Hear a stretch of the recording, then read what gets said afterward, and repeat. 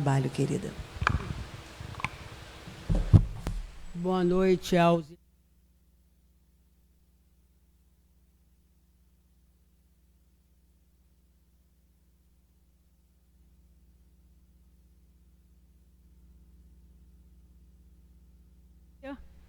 Mas a gente sabe que durante uma palestra espírita, ou uma aula onde a gente estuda o espiritismo, os mentores trazem espíritos necessitados de conhecimento, de esclarecimento, e os coloca no salão, muitas vezes em galerias, muitas vezes em arquibancadas.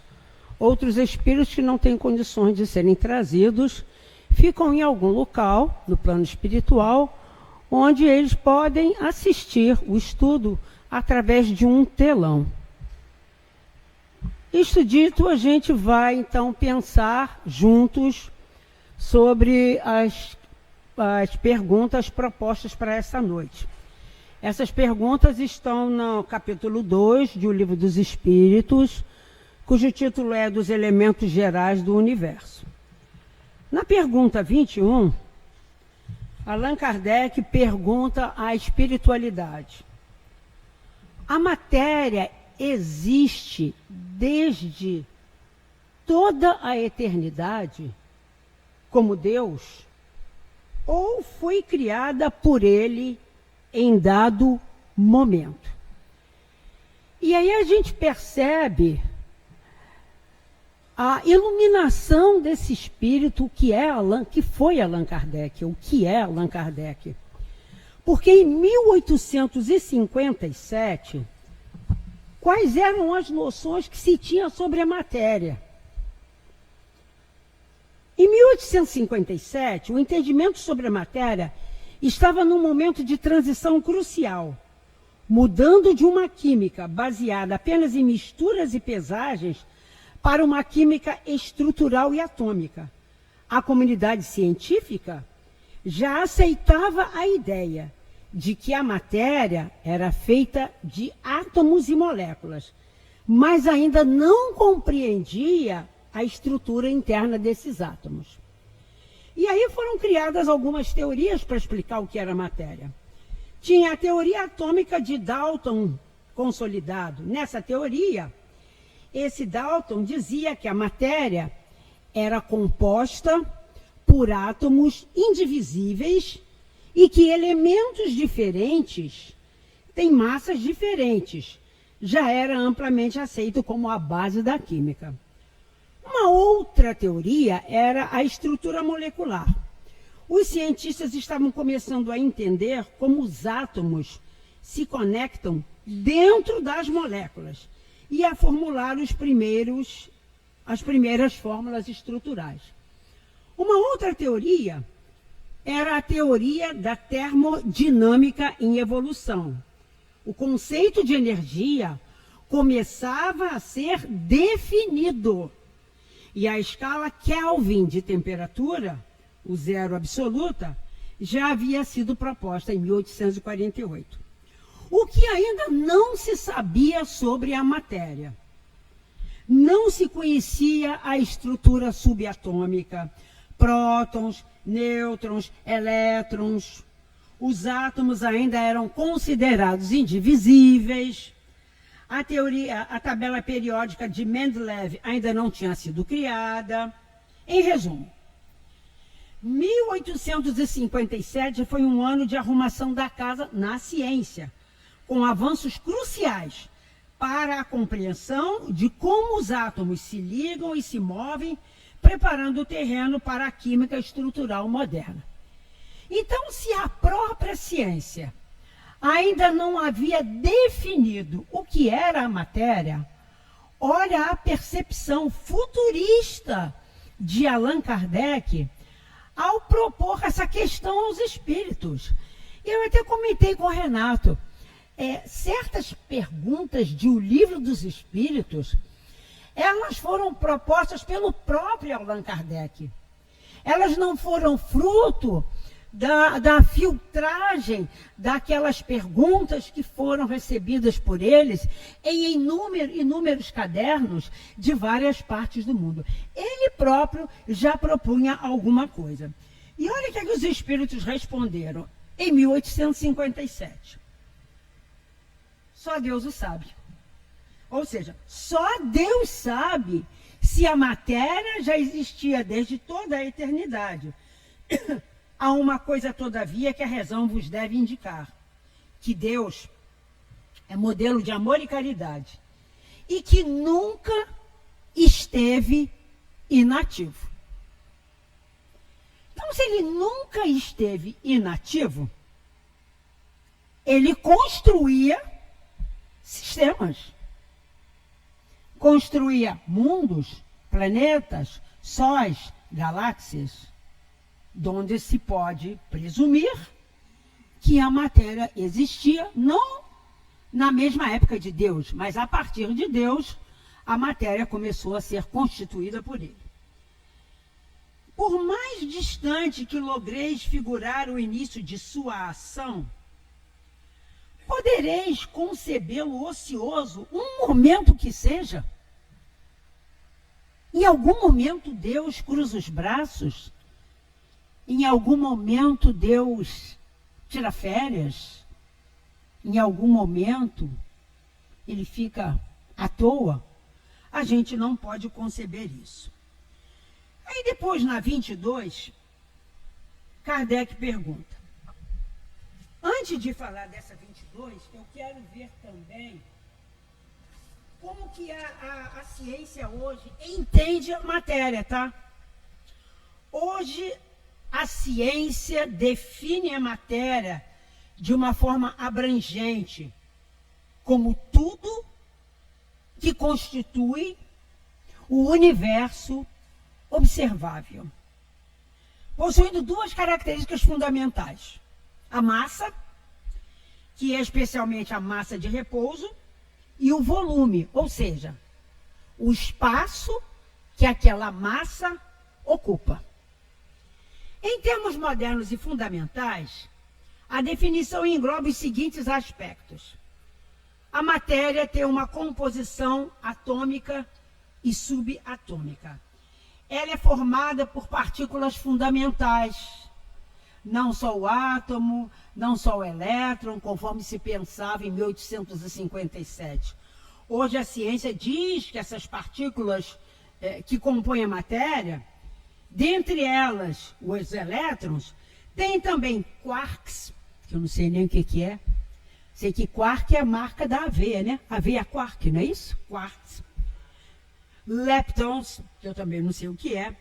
Essas partículas, elas sim, se organizam em átomos e moléculas, formando substâncias sólidas, líquidas, gasosas ou plasmas. Massa e volume. O que é massa, o que é volume? Qualquer entidade física que pode ser medida, pesada e que tem extensão espacial. Isso aqui é matéria. Ela pode ser medida, ela pode ser pesada e ela tem uma extensão espacial. Matéria versus energia. Diferente da energia, lembra que em 1857 eles ainda estavam pesquisando sobre a energia. Hoje já se sabe que, diferente da energia, como luz e calor, a matéria é o material tangível de que as coisas são feitas.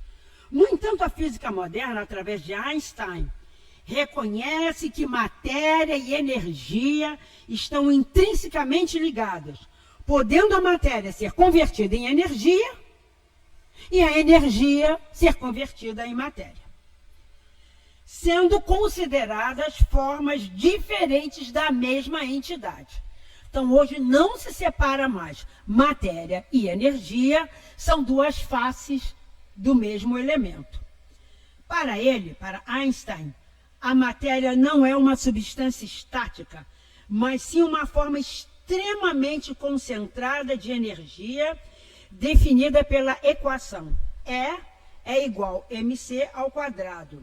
Ou seja, energia é igual a matéria elevada à velocidade da luz ao quadrado. Lembrando que a velocidade da luz são 300 mil quilômetros por segundo.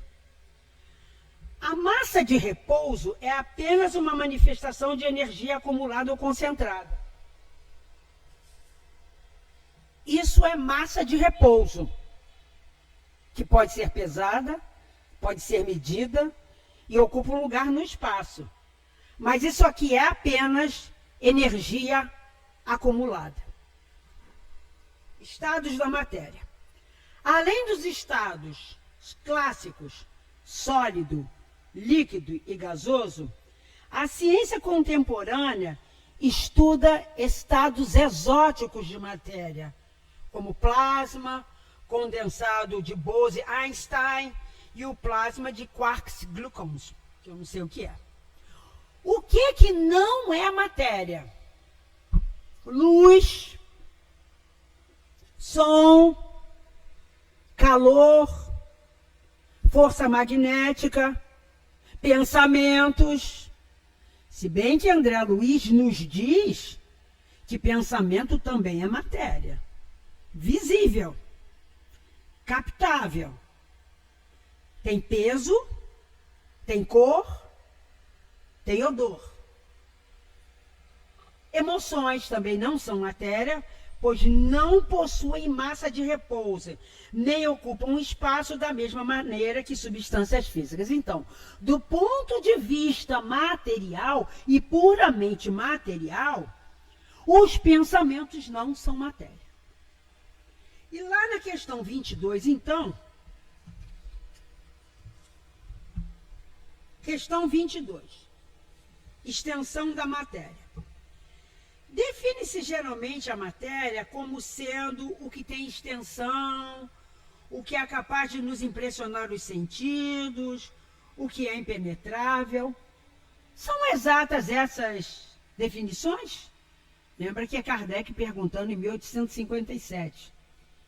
Os espíritos respondem: do vosso ponto de vista, elas o são, ou seja, elas são algo que podem impressionar os sentidos. Mas a matéria existe em estados que ignorais.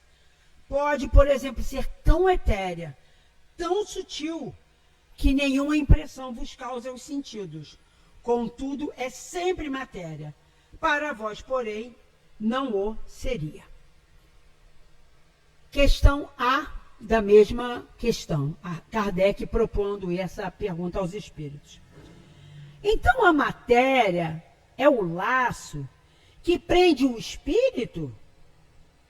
É um instrumento de que este, o espírito, se serve e sobre o qual, ao mesmo tempo, exerce a sua ação. Deste ponto de vista, pode-se dizer que a matéria é o agente, o intermediário, com o auxílio do qual e sobre o qual atua o espírito. Então, eu, Rosana, espírito, só sou visível, só ocupo um lugar no espaço, só tenho peso, só tenho massa, porque esse é um instrumento através do qual o espírito Rosana se manifesta. O espírito Rosana, se não tivesse esta matéria, poderia se manifestar também. Mas para poucos teriam condições de me ouvir, a menos que fossem clareaudientes, ou poucos teriam condições de me ver, a menos que fossem clareaudientes. Ou a menos que eu, espírito Rosana, estivesse materializado aqui na sala. Fora isso, a matéria, esse corpo material, ele é um instrumento de que eu me sirvo para estar aqui falando com vocês.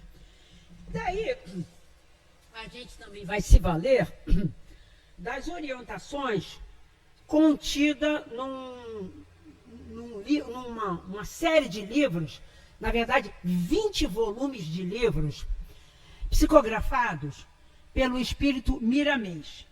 Interessante que o espírito Miramês começa a psicografar estes livros através do médium João Nunes Maia, que desencarnou em 1981, então ele começou em 1980, psicografou 20 volumes e desencarnou.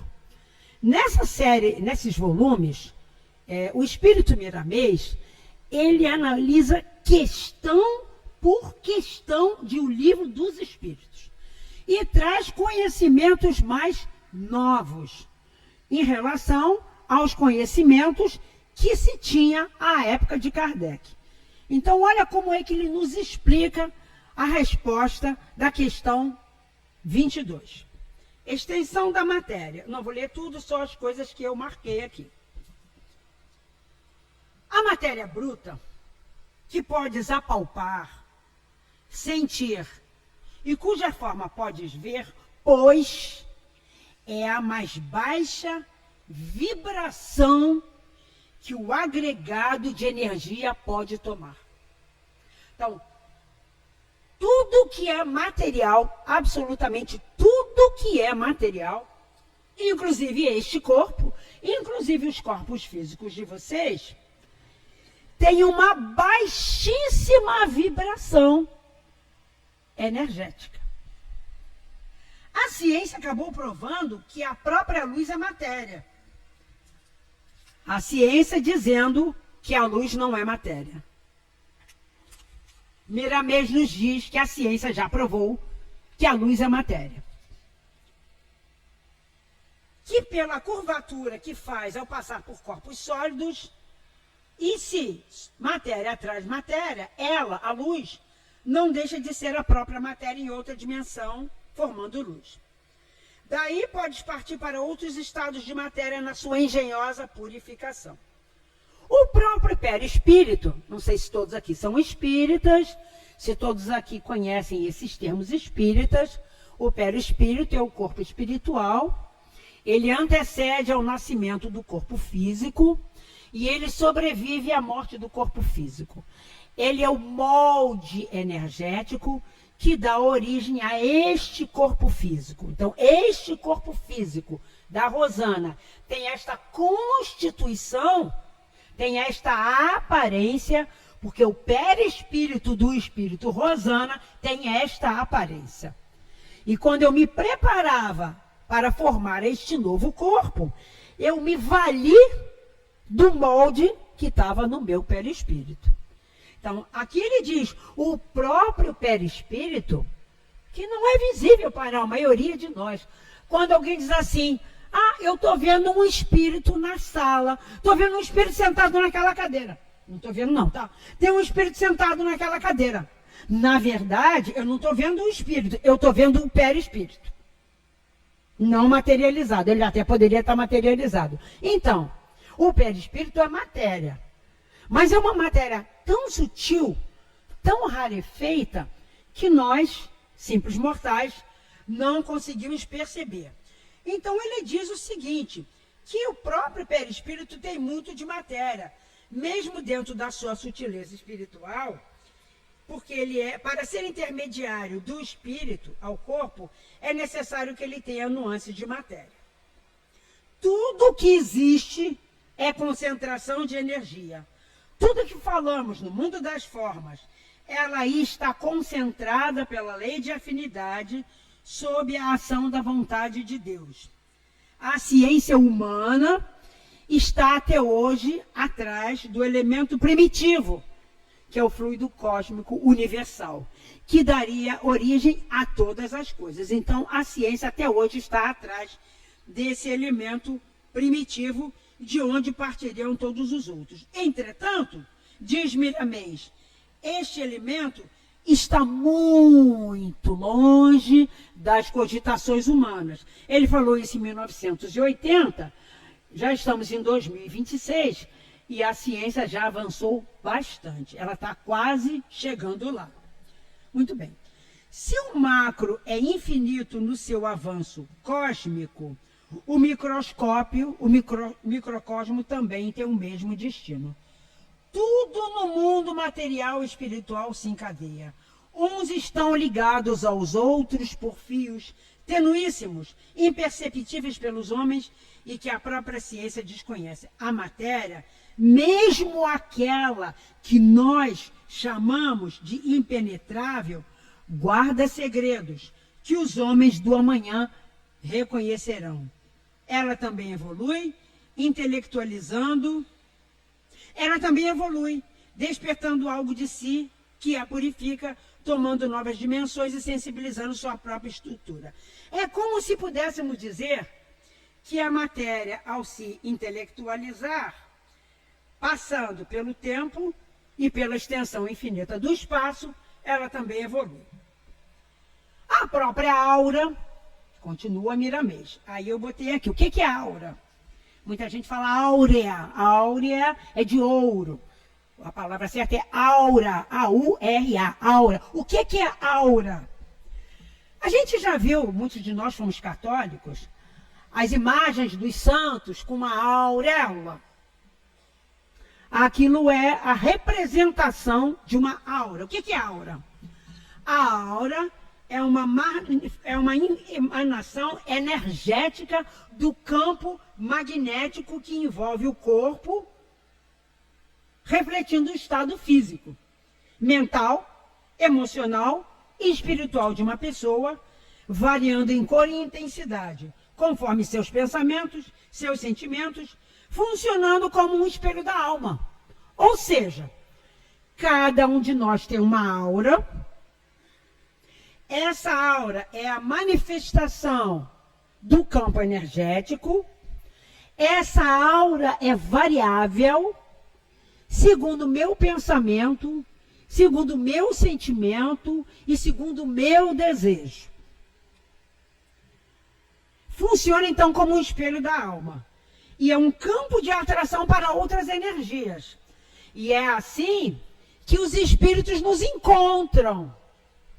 Tanto os bons quanto os ignorantes. Pela nossa aura. Pela nossa aura, eles sabem que tipo de pensamento, de sentimentos, de desejos nós temos. E se sentem atraídos por aquele campo energético. Então, ela pode ser influenciada, mas ela pode ser purificada. Isso é uma notícia boa. Por preces, por passes, por práticas saudáveis e por práticas do bem.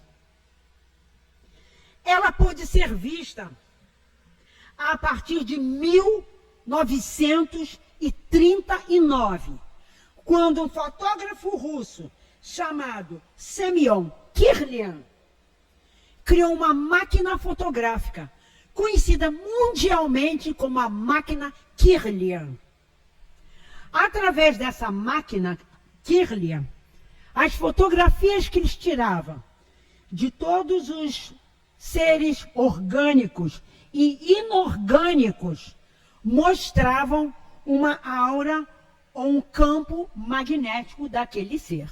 Então, digamos que eu queira, isso eu já fiz em alguns congressos que eu participei, alguns seminários, às vezes alguém tinha uma máquina Kirlian lá, eu quero ver como é que está a minha aura, aí bota o dedo, minha aura está assim, está assado, está mais assim, mais assado, está mais clara, está mais escura, pode ser que não esteja tão boa, né? Aí eu me recolho, faço uma prece, né? Peço a misericórdia do Senhor para esse espírito tão assim, infantil, tão ignorante, faço uma prece, me conecto a Jesus, aos espíritos da luz, aí vou lá novamente, mede a minha aura. A minha aura já vai ser outra. Então, continuando aqui, com o Miramês. A própria aura que circunda os corpos físicos é matéria, quintessenciada em vibrações tais que chegam a causar luminosidade em torno dos corpos físicos de onde promanam. É claro que só uma aura de um espírito que vibra no bem que é iluminada. Um espírito que não vibra no bem, a aura dele não deve ser iluminada, a gente supõe. Continuando. O espírito desce na matéria palpável e visível, ou seja, o espírito encarna para buscar o seu desprendimento das coisas materiais. E o que a gente mais faz quando chega aqui é se prender às coisas materiais. Mas a proposta de Deus, quando nos oferece uma oportunidade reencarnatória, é para a gente treinar o desprendimento. E, para tanto, o espírito usa como laço intermediário a própria matéria purificada. Então, aí a gente vai lá para a questão 23. Que é o espírito? Olha como Kardec era genial. O que é o espírito? Vamos lá. Como se entendia o espírito em 1857? Com a publicação de O Livro dos Espíritos, em 18 de abril de 1857, o conhecimento sobre o espírito deixou de ser apenas uma crença. Era uma crença. Até porque essa crença, naturalmente, ela nos era trazida pelas religiões vigentes, no caso, o catolicismo e o protestantismo. Mas ninguém explicava o que era o espírito. Ah, você é espírito, você é matéria. Quando o corpo morre, você é espírito, você vai para o céu, você vai para o inferno, você vai viver na mansão do Senhor. Mas o que era o espírito? Naquela época, o conhecimento sobre o espírito era caracterizado por uma transição entre o ocultismo e o espiritualismo. Era uma coisa vaga. E a condição científica do espiritismo, a partir de 18 de abril de 1857, o espírito deixou de ser apenas uma crença religiosa, ou um fenômeno do salão para se tornar uma proposta de estudo metódico.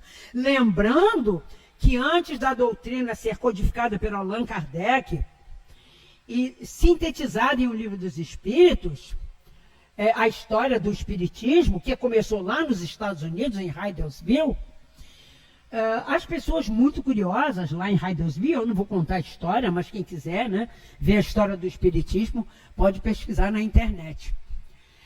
As pessoas se divertiam. A diversão daquela época era pessoas sentarem-se em torno de uma mesa, colocar ali um copo com água, ou colocar algum alfabeto, e evocava-se algum espírito que estivesse ali naquele ambiente para que lhe desse resposta. Mas ninguém conseguia definir o que era espírito. E aí, como é que se definia, então, a natureza do espírito? O espírito era um fantasma. Até hoje muita gente acha isso, hein? Eu tenho medo de fantasma. Quer dizer, tem medo de espírito, né? Então, ele deixou de ser um fantasma para ser como princípio inteligente do universo, individualizado e criado por Deus. Então, o espírito foi criado por Deus e foi individualizado no reino hominal. Cada um de nós, no reino hominal, é um espírito individualizado. A ideia de que a alma ou o espírito sobrevivia à morte do corpo físico já existia em 1857, mas de uma maneira vaga, de uma maneira fantasiosa. E, através da publicação de O Livro dos Espíritos, Kardec popularizou a evidência de que os espíritos mantêm a sua individualidade após a morte do corpo físico. Quando a Rosana desencarnar, ela vai continuar sendo a Rosana. Desse jeito, agitadinha, com um batom vermelho, que é a cor que eu gosto, os cabelos longos e pretos, como eles eram. Então, a Rosana estará assim. Quem olhar para aquele espírito, e quem já me conheceu, imediatamente vai saber que é a Rosana. Quando eu começar a andar, rapidinho, e a Rosana vai me ver de costas. Só pode ser a Rosana. Então, todos nós mantemos a nossa individualidade. A gente não deixa de ser quem a gente é. Aliás, morrer é só atravessar a porta. E atravessar uma porta não muda ninguém. Então, nós continuaremos. Outra coisa. Antes de 1857, fenômenos como mesas girantes, já falei, eram considerados diversão e manifestações demoníacas. A partir da pesquisa de Allan Kardec, passou-se a compreender que esses fenômenos eram comunicações inteligentes entre o mundo material e o mundo espiritual, mediados por pessoas médias. Reencarnação. O Livro dos Espíritos nos trouxe a explicação de que o espírito passa por múltiplas encarnações para evoluir moral e intelectualmente até alcançar a perfeição. Tem muita gente que diz assim: ah, Rosana, eu não quero encarnar mais não. Para mim, deu. Essa é a última vez que eu encarno. Fala assim: Senhor, tem de misericórdia. Ela não sabe o que fala. Não tem como você evoluir numa única encarnação. Não tem como. Não tem como você aprender tudo que você tem que aprender. Não tem como você ser espírito puro se você não reencarnar. Você precisa reencarnar. A gente deseja reencarnar do lado de lá. Tem gente que foge da reencarnação. Mas numa hora a gente vai reencarnar. Quer queiramos, quer não queiramos. Se a gente quiser, é melhor para a gente, que a gente programa a encarnação. Se a gente não quiser, a gente recebe uma reencarnação compulsiva. E aí a gente não participa da programação. É melhor ficar tranquilo e falar: não, me bota para reencarnar. 20 anos de estudo, me bota para reencarnar. Muito bem. E aí, a Era do Espírito. Esta publicação marcou o entendimento de que a humanidade estava entrando numa nova era, de uma nova compreensão espiritual, onde o Espírito de verdade, que é quem comandou todo esse movimento da espiritualidade, traria esclarecimentos prometidos superando superstições. Origem e destino. Sempre quis saber: o que é o espírito? Quem criou o espírito? Quando o espírito foi criado? Sabia-se, naquela época, que os espíritos são criados por Deus simples e ignorantes, com o mesmo potencial de progresso, necessitando do trabalho, das reencarnações e da evolução para alcançar graus mais elevados. Ou seja, resumindo, em 1857, com a publicação de O Livro dos Espíritos, consolidou-se o conhecimento de que o espírito é a realidade fundamental, pré-existente e sobrevivente ao corpo, regido por leis morais e sujeito à evolução contínua através das reencarnações. E aí a gente vai lá para a questão 23, que é o espírito. Resposta: o princípio inteligente de Allan Kardec. Kardec perguntando: mas qual é a natureza íntima do espírito? Olha, os espíritos falaram: não é fácil analisar o espírito com a vossa linguagem. Pobres mortais, como que a gente vai explicar uma coisa que a linguagem de vocês não alcança? Para vós, ele é nada. Quem é o espírito? Nada. Ele não é palpável. Ele não tem peso. Ele não tem volume. Ele não ocupa um lugar no espaço. Ele não tem massa. O espírito não tem massa. O perispírito tem. Então, para nós, ele é nada, porque não é palpável. Mas para nós, os espíritos, entretanto, ele é alguma coisa. Ficais sabendo, coisa nenhuma é o nada. Não existe nada, porque o nada dá origem a nada. Então, o espírito é alguma coisa. A gente não sabe o que é, mas ele é alguma coisa. Aí vamos ver o que é que o Miramês fala sobre isso. 23. Também não vou ler tudo, porque é muita coisa. Muito bem. O que é o espírito? Miramês falando: devemos nos dispor à análise dos atributos da alma. Diferença entre alma e espírito. Para quem não é espírita, porque não estudou o espiritismo. O que é a alma? Segundo Allan Kardec, é o espírito encarnado. Quando a Rosana estava no mundo espiritual, só espírito, com o perispírito dela, ela era um espírito. A partir do momento que a Rosana reencarnou, tomando um corpo material, agora eu sou uma alma composta de corpo material, perispírito e espírito.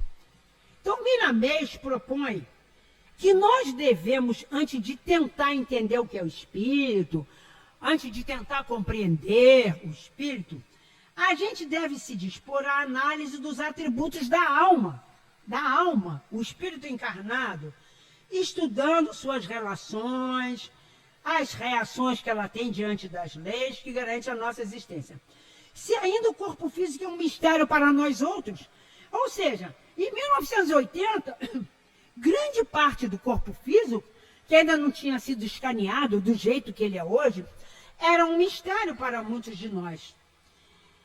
Então, se a gente ainda não conseguiu definir integralmente o corpo físico, é muita pretensão nossa querer entender a alma. A gente não entende nem o nosso corpo físico. A gente não entende nem o funcionamento do nosso corpo físico.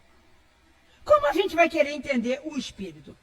Para chegar a ele, devemos percorrer vários outros campos que a alma usa como roupagem na grande caminhada evolutiva. Ou seja, haja caminhada, tá?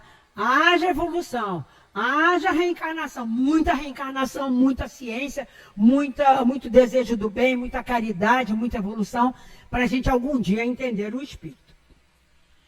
Conhecer o espírito, diz Miramês, é quase como conhecer a Deus, em proporção menor. Porque o espírito foge totalmente a qualquer comparação que se possa fazer usando os recursos materiais.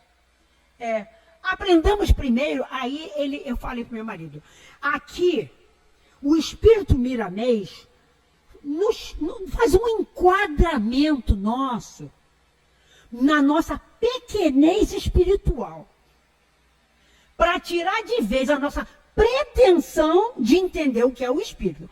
Olha o que ele diz. Aprendamos primeiro a harmonizar os nossos pensamentos. O que é harmonizar o pensamento? Só pensar coisa boa. Só pensar no bem, pensar no amor, pensar na harmonia, pensar na paz, pensar no equilíbrio. Harmonizar o pensamento. Dominar o verbo, a língua. Usar a língua, só para falar coisa boa, só para falar do bem. Não falar do mal, não divulgar o mal, não fazer fofoca. A gente já domina a língua? Parece que a língua é dona da gente. Quando a gente vê, já falou. A criar condições dentro e fora de nós, para que o amor possa ser o nosso ambiente de viver. Quando a gente dominar os pensamentos, quando a gente dominar a língua, quando a gente dominar as emoções, quando a gente dominar as nossas ações, o amor vai ser o ambiente que nós possamos viver. Diante disso, quando o amor for o nosso ambiente, notaremos o desabrochar em nossos corações de outro tipo de conhecimento, que não é intelectual, que não é científico, que nos dotará de valores pelos quais a verdade nos revelará segredos até então escondidos nas dobras do tempo. Como conhecer o espírito? Agora, depois que ele enquadrou a gente, ele vai dar uma receita. Como conhecer o espírito? Se eu ainda não sei o valor do perdão, quer conhecer o espírito? Perdoa. Como adquirir o perdão? Como perdoar? Se nós ainda não perdoamos nos moldes do esquecimento das faltas cometidas contra nós ainda não perdoamos de verdade. Se a gente não perdoa, como que a gente vai conhecer o espírito? E como é conhecer a caridade? Tem que ter perdão e tem que ter caridade. Se ainda não vivenciamos essa caridade justa e proveitosa. E a caridade não é a caridade material. Como conhecer o Espírito se ainda não conhecemos a nós mesmos? A nós mesmos. Se nós não conhecemos o amor, como que a gente vai conhecer o Espírito? ser o amor se ainda nós nem nos amamos? Nós não nos amamos. Nós nos agredimos por pensamentos, por palavras, por ações, má alimentação, má conduta, má qualidade do sono, estresse, ansiedade, fofoca. A gente não se ama, a gente se agride o tempo inteiro. Brasil é campeão mundial de transtorno de ansiedade. Não sei se vocês sabiam. Brasil é campeão mundial de uso de remédios contra a ansiedade. Isso é amor? A gente nem se ama. A gente não ama o próximo, a gente nem se ama. Como que a gente vai amar o próximo? A gente faz um esforço, a gente está se esforçando. Mas esse amor que a gente tem ao próximo é um arremedo de amor. É um treinamento de amor. Não é, Renato? A gente treina toda sexta-feira o amor. Estamos só no treinamento. Não nos deixemos insuflar. Achando que doar às sextas-feiras uma quentinha para morador em situação de rua é amor. É treinamento para o amor. Quando a gente vai lá para a cabine e dá o passe, nós estamos treinando o amor. Não estamos amando ainda, mas esse treinamento é válido. E a gente tem que começar algum dia. Concluindo, livremo-nos, diz Miramês, do orgulho e do egoísmo e abramos a mente para a verdade, que ela nos libertará. Não queiramos saber o que é o Espírito. Por enquanto, basta somente saber que o Espírito é vida, sustentado pela vida maior, Deus. E nosso dever maior, neste momento, nesta fase em que nos encontramos, é compreender as leis de Deus e obedecê-las. É ativar a harmonia dentro de nós. Estaremos sentindo desta forma Deus na alma e o Cristo em nós. E a luz nunca se apagará em nosso coração. Todas as vezes que surgir a ideia de conhecer Deus e o Espírito, oremos com fé, que logo veremos e sentiremos a resposta que for conveniente às nossas necessidades de saber. E na questão 24, é o Espírito sinônimo de inteligência? Kardec pergunta. Questão 24.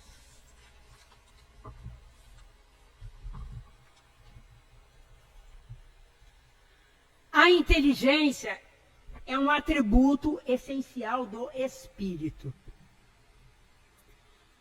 Mas Miramês vai nos colocar a seguinte questão.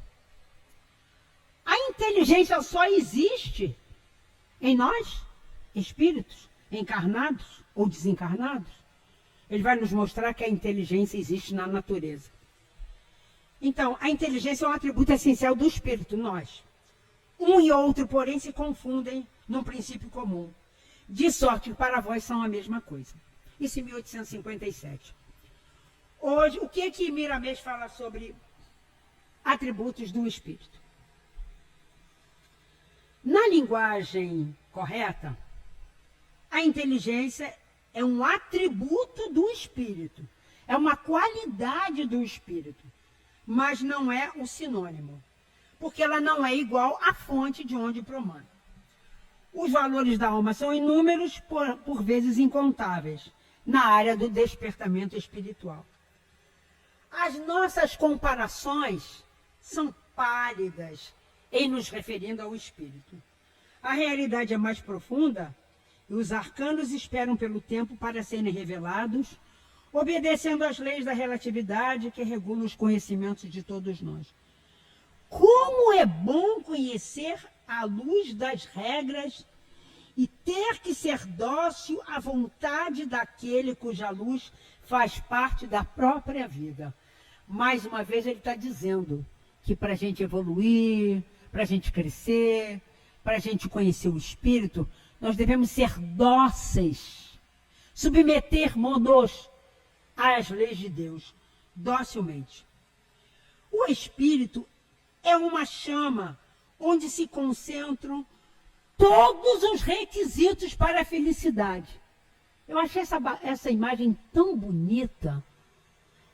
Então, o espírito é um baú de enormes proporções. E é nele que se concentram todos os requisitos para a felicidade.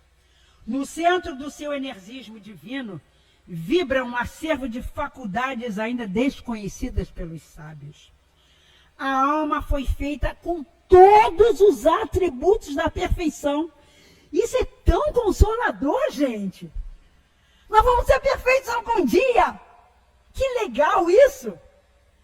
Nós vamos deixar de ficar remando nessas reencarnações, uma atrás da outra, repetindo os mesmos erros. Porque no nosso espírito estão todos os atributos da felicidade e da perfeição. Por ter saído sob o fulgor da perfeição maior. Por que no espírito estão todos os atributos da perfeição? Porque o espírito foi criado por Deus. E se Deus é a perfeição maior, o nosso espírito só pode ser a perfeição maior. É claro que está no DNA.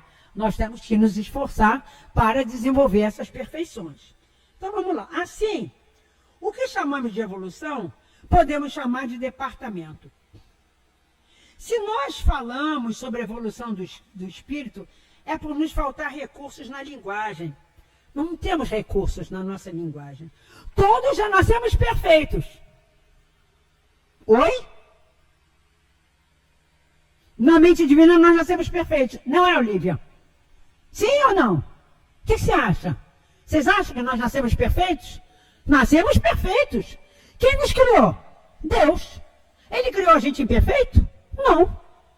No nosso espírito não estão todos os atributos? Então nós já nascemos perfeitos. Nosso espírito, ao ser criado por Deus, já nasceu perfeito. Na mente dele. Na nossa mente é outro departamento. Então vamos lá.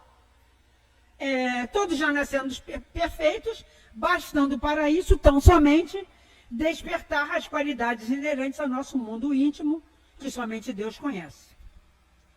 Quando falamos da urgência de nos conhecermos a nós mesmos, outro puxão de orelha, é no sentido da educação dos nossos hábitos arraigados. Quantos hábitos arraigados nós temos? 20 anos, 30 anos, 40, 50, 70, 80? Hábitos arraigados. Então, cuja permanência em nós entorpece a razão, mesmo a mais apurada, mesmo a inteligência mais lúcida, são incapazes de registrar o conhecimento integral do Espírito. Entregamos isso ao tempo que ele nos falará pela vontade de Deus. A vida, então, é uma eterna busca. Por esse motivo, é que Jesus sentencia com propriedade. Buscar e achareis. Buscar o quê? Buscar o conhecimento. Buscar o quê? Esses atributos. Buscar o quê? A perfeição. Buscar o quê? Vencer os maus hábitos, vencer os maus pensamentos, vencer os maus sentimentos, vencer os vícios, vencer os condicionamentos. Então é isso. Diferenciamos o espírito das outras coisas pelo fator inteligente que comanda a razão, pelo livre-arbítrio na escolha do mais conveniente. Entretanto, se nós estudarmos a natureza mais profundamente, notaremos inteligências esplendendo em todos os seus reinos, como, por exemplo, no próprio corpo humano, onde há o trabalho inteligente no mundo celular, que é o metabolismo. Já tivesse a oportunidade de estudar a vida de uma árvore na sua feição mais rica de valores? Não existe uma força inteligente comandando o seu ciclópico corpo, dividido em trilhões de partículas obedientes a um comando? A razão, a inteligência do homem, certamente que marca um passo a mais na evolução da mônada espiritual, movendo o corpo físico, o que não quer dizer que somente o homem tem inteligência. São atributos do espírito, todos os dons. Como em tudo existe reflexo, dormindo e desabroçando como sendo a luz de Deus dentro de tudo que existe. Estudemos de mãos dadas em todas as escolas do mundo e ingressemos cada vez mais no estudo da escola espiritual, porque ela é um passo a mais para a nossa libertação. Alcançaremos a paz espiritual pelo trabalho de luz, na luz de Deus.